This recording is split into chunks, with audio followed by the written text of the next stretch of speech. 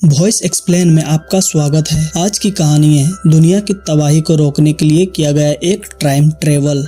Movie की शुरुआत होती है और हमें बताया जाता है कि पृथ्वी में एक बहुत सी बड़ी और खतरनाक वायरस फैल गया है, जिसके वजह से पृथ्वी बिल्कुल ही खत्म होने की कगार पर है और सभी जीव जंतु बस मरने ही वाले हैं।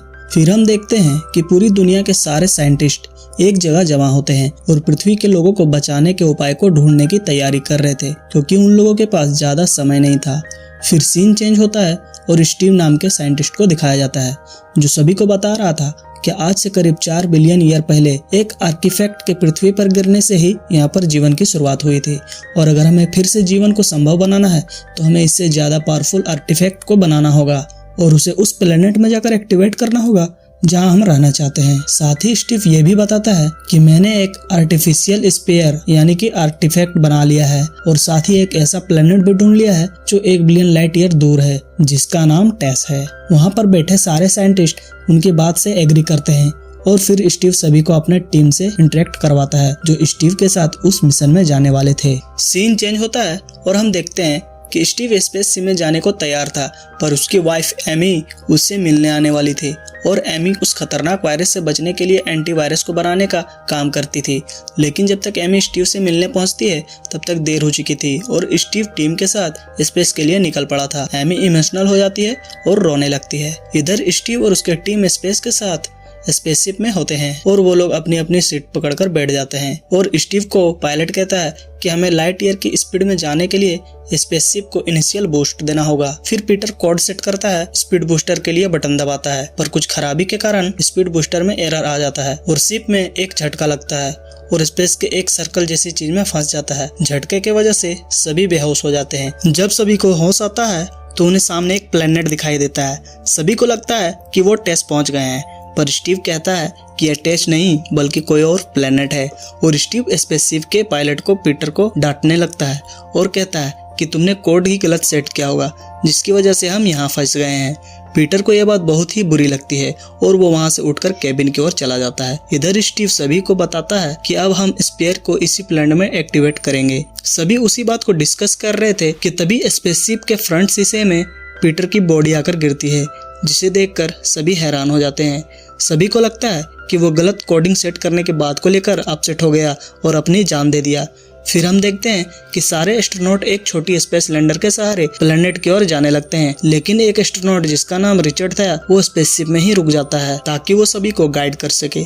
सभी लोग प्लेनेट तो पहुंच जाते हैं, पर वहां तूफान होने के कारण लैंडिंग में प्रॉब्लम आने लगती है, जिसकी वजह से उन लोगों को क्रैश लैंडिंग करना पड़ता है। प्लेनेट पहुंचकर वो लोग एक अच्छी जगह ढूंढते हैं जहाँ वो स्पेयर को एक्टिवेट कर सके। वहीं दूसरी तरफ रिचर्ड स्पेसशिप के कैबिन में जाता है और जानने की कोशिश कर रहा था कि पीटर आखिरकार कैसे मारा गया। कैबिन में रिचर्ड को एक चिपचिपा सा पदार्थ मिलता है, जिसे देखकर वो इंजन में देखता है। तब उसे पता चलता है कि पीटर ने कोड तो सही सेट किया था, पर इंजन में खराबी के कारण हम यहाँ पहुँच गए और पीटर ने सुसाइड नहीं किया बल्कि उसे किसी क्रिएचर ने मारा है। वो सारी बातें वो स्टीव को बताता है, साथ में ये भी बताता है कि वो क्रिएचर स्पेयर के साथ ही प्लेनेट में चला गया है। स्टीव सभी को स्पेयर के पास जाकर सेटिंग चेंज करने की सलाह देता है। तभी रेन सभी को मना करता है और बताता है कि स्टीव ने हमें धोखे में रखा था, क्योंकि जब पहली बार वो स्टीव स्पेयर को एक्टिवेट कर रहा था तो उसे एक अजीब सा रोबोट टाइप का क्रिएचर दिखा था, पर उसने ये बात सबसे छुपाए रखा। और रेन कहता है कि अब ये सारे लोग वही करेंगे जो मैं कहूँगा। इस पर स्टीव गुस्सा होता है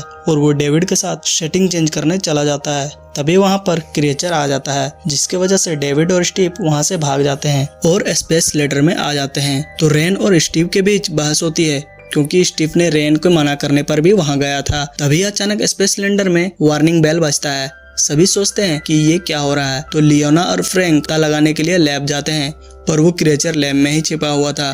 फ्रैंक लियोना को लैब से बाहर तो निकाल देता है, पर खुद नहीं निकल पाता और मारा जाता है।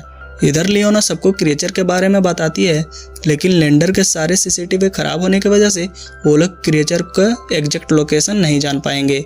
स्टीव सभी को एक प्लान बताता है कि हम अब क्रिएचर को लैंडर के फायर इंजन के पास लेकर आएंगे, जिससे वो इंजन स्टार्ट होने के कारण वो जलकर मर जाएगा। लेकिन जब वो क्रिएचर इंजन के पास आता है तो इंजन स्टार्ट ही नहीं होता और वो स्टीव पर हमला करने लग जाता है। तभी लियोना क्रिएचर पर गोली चलाती है और वो बिल्कुल इंजन के सामने खड़ी थी। तभी इंजन स्टार्ट हो जाता है, जिसकी वजह से लियोना की जलकर मौत हो जाती है। इधर रेन स्टीव को लैंडर में ले आता है और उसके पीछे क्रिएचर भी आ रहा था, तो लैंडर के गेट लगा देता है, जिसके वजह से क्रिएचर का छोटा सा टुकड़ा लैंडर में गिर जाता है। क्रिएचर के हमले से डेविड घायल हो जाता है। स्टीव उस क्रिएचर के टुकड़े को ले लेता है और लैब में उस पर रिसर्च करता है, जिससे उसे पता चलता है कि ये एक रोबोट टाइप का क्रिएचर है, जिसका उपयोग करके हम पृथ्वी में फैले वायरस की वैक्सीन भी बना सकते हैं। फिर सीन फ्लैशबैक में जाता है, जहां स्टीव और एमी आपस में बात कर रहे हैं, जहां एमी स्टीव को स्पेस में जाने से मना कर रही थी और बता रही थी कि मैंने लगभग वैक्सीन बना ही लिया है, जिसपे स्टीव कहता है कि स्पेस पे जाना मेरे लिए बहुत जरूरी है क्योंकि ये मेरी सालों की मेहनत है। जिस पर एमी बताती है कि वो प्रेग्नेंट है और गुस्से में स्टीव का दिया हुआ ब्रेसलेट फेंक देती है। कहानी वापस प्रेजेंट में आती है, जिसमें स्टीव वही ब्रेसलेट को देख रहा था, जिसमें उसे कुछ अजीब दिखाई देता है, जिसपे वो रिचर्ड को कांटेक्ट करता है और उसे अभी के पोजीशन के स्टार के बारे में पता करने को कहता है। जब रिचर्ड उसको एनालाइज करता है तो उसे एक शॉकिंग बात पता चलती है।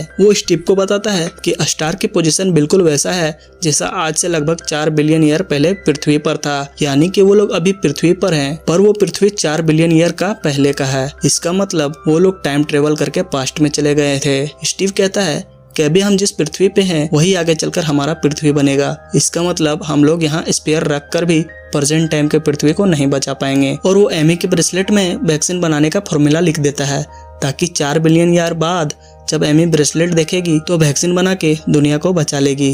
वहीं दूसरी तरफ रेन क्रिएचर को मारने और स्पेयर को डिस्ट्रॉय करने का प्लान बनाता है, पर स्टीव उसे स्पेयर डिस्ट्रॉय करने से मना करता है। इधर डेविड रेन को गोली मार देता है और स्टीव को भी मारने वाला था, पर स्टीव छुप जाता है और लैंडर बॉम्ब एक्टिवेट कर देता है। साथ ही क्रिएचर को अट्रैक्ट करके लैंडर में ले आता है। डेविड क्रिएचर को देखकर उसे मारने जाता है, पर बेचारा वही मारा जाता है। जब क्रिएचर डेविड को मार रहा था तब स्टीव लैंडर से बाहर निकलता है और लैंडर को ब्लास्ट कर देता है, जिसके साथ क्रिएचर भी मारा जाता है। इधर पृथ्वी में एमी स्टीव के लैब जाती है, जहां उसे वही ब्रेसलेट मिलता है जिसपे वो फॉर्मूला लिखा हुआ था। एमी ये सब देखकर लैब में रखी स्पेयर ऑन करती है। वहीं दूसरी तरफ स्टीव भी अपने स्पेयर के पास पहुंचकर स्पेयर ऑन करता है, जिसके वजह से ये दोनों आपस में कनेक्ट होते हैं और दोनों को एक दूसरे का वर्चुअल बॉडी दिखाई देता है। स्टीव जल्दी से एमी के बॉडी के पास जाता है और उससे माफी मांगता है, क्योंकि एमी के मना करने के बाद भी वो स्पेस में गया है, और फिर उसके वैक्सीन बनाने का वो फॉर्मूला बता देता है। उसके दोनों का कनेक्शन टूट जाता है। फिर सीन चेंज होता है और हम देखते हैं कि पृथ्वी वापस से नॉर्मल हो गया है और सब कुछ एकदम परफेक्ट है।